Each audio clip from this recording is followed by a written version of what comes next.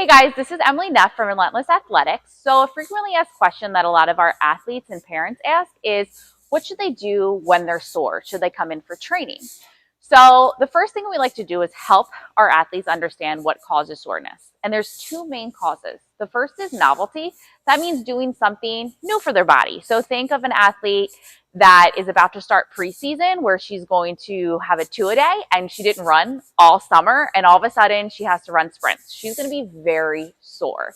In the gym, that can also look like learning a new movement. Maybe she had split squats in one program and now all of a sudden she's going to be doing step ups. This is something new for her body, so she's going to be sore. The second cause of soreness is high volume. What this looks like in sport is maybe she only plays 5 minutes per game and then all of a sudden she has to play 60 minutes. That's a lot of volume. Her body is going to be sore from that.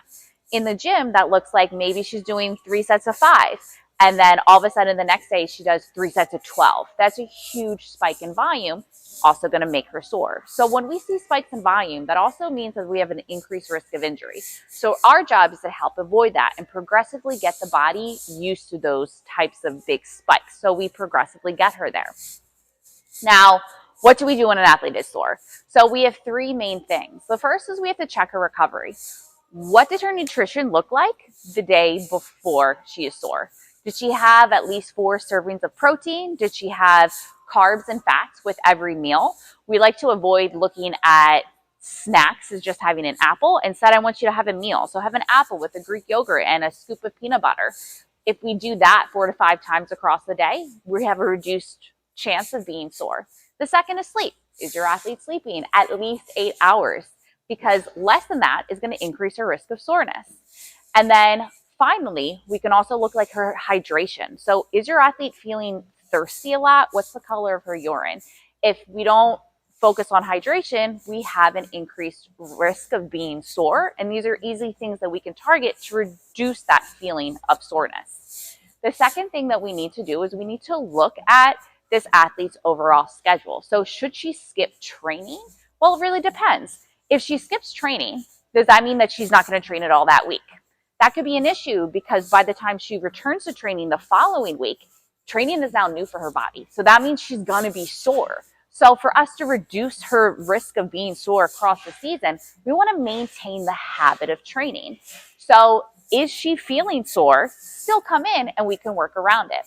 The last thing to consider is what happens when she moves. If she goes for a walk, does her body feel better? If she does a couple of air squats, is she able to hit a full range of motion? Those are great indicators that she can still train.